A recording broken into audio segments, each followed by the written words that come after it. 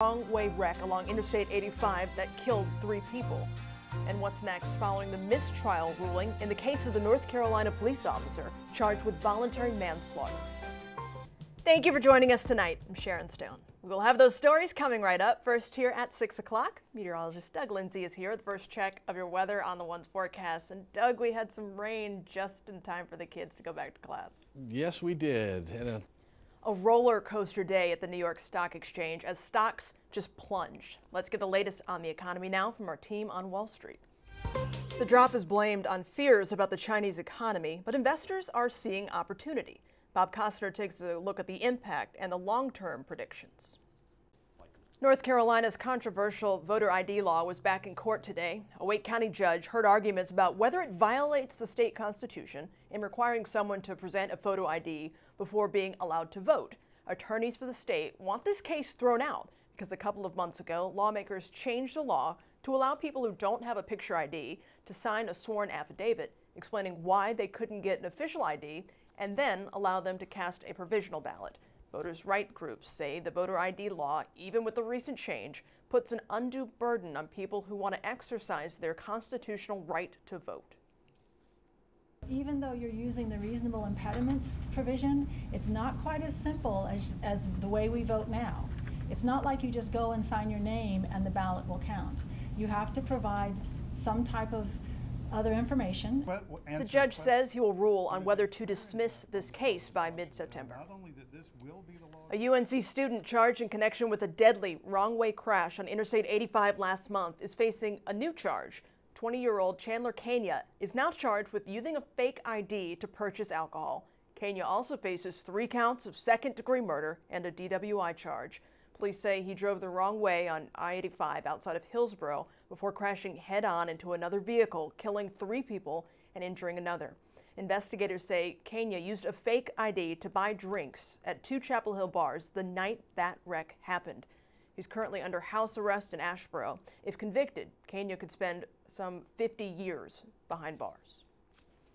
The State Highway Patrol is wrapping up its accident report in a collision between a truck and an Amtrak train that injured dozens in March.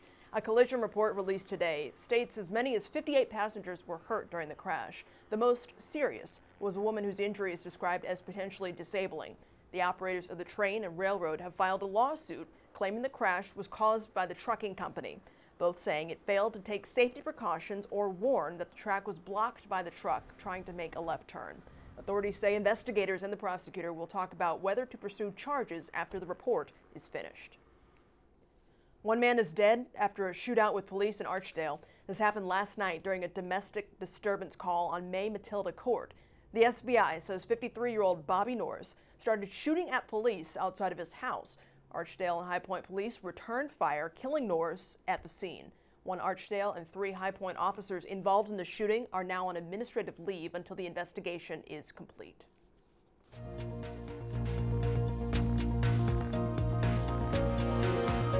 Uncertainty still surrounds the future for Officer Randall Carrick, just days after a mistrial was declared in his voluntary manslaughter case. Jonathan Farrell's family is calling for another trial, but the Attorney General's office has not said if that will happen. Carrick remains on unpaid administrative leave with the Charlotte-Mecklenburg Police Department. Kay Geyer takes a closer look at what could be next. Officer Carrick's defense team scheduled a news conference this afternoon, but later canceled it. There are online petitions for and against retrying this case.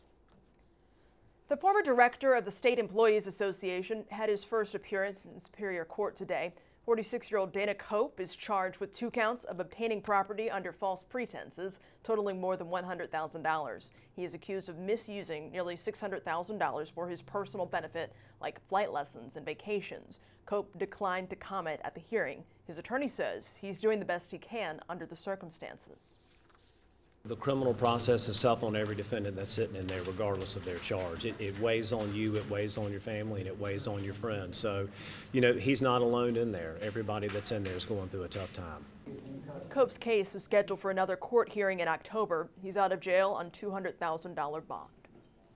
It's back to school for students across the Triad. How Greensboro police are stepping up patrols and enforcing a new safety program next.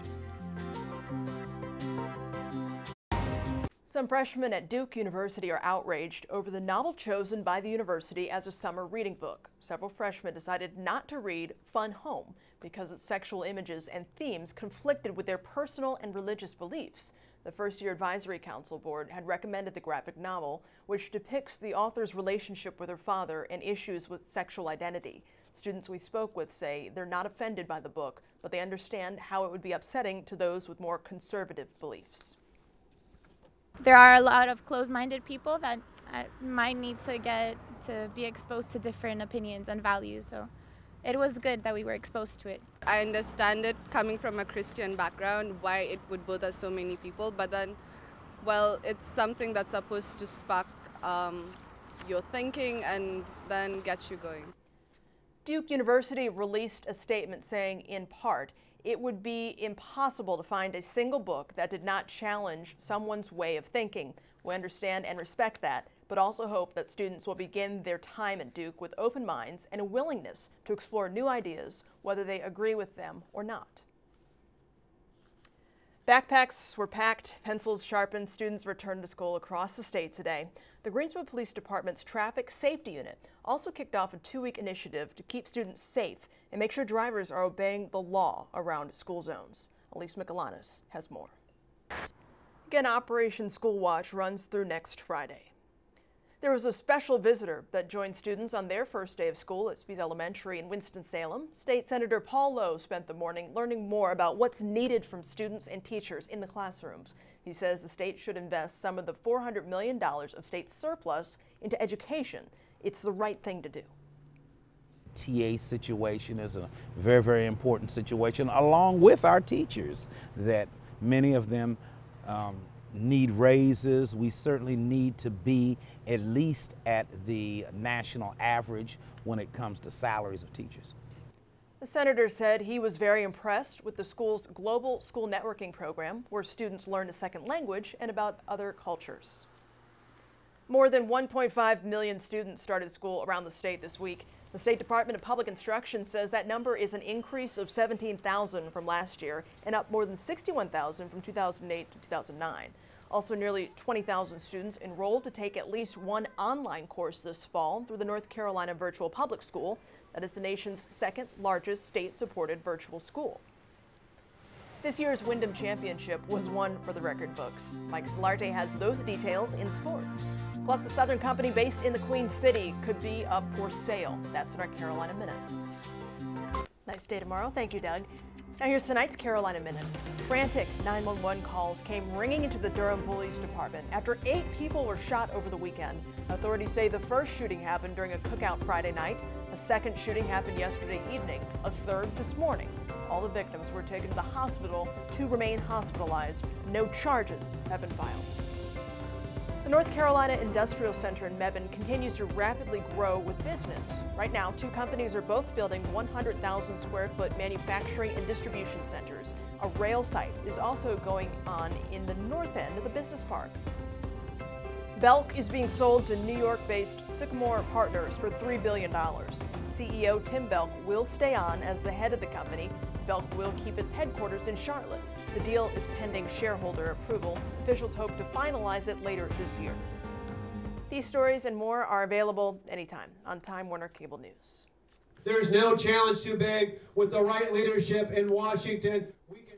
Republican presidential candidate Scott Walker made a couple of campaign visits in the Charlotte region today. He met with some business leaders in Matthews, then another group of supporters in Fort Mill. The Wisconsin governor says the Carolinas are critically important to his road to the White House. Going to be back over and over again. Actually, the Carolinas in general are going to be important to us. Obviously, South Carolina first, but then North Carolina's primary coming up not long after that. We think spending a lot of... Despite national media criticizing Walker for switching his opinions on birthright citizenship 3 times in a week, he said his policy is consistent all along: secure the borders and enforce the law. And be sure to join us for the late edition of Time Warner Cable News on ABC 45. No budget deal in sight.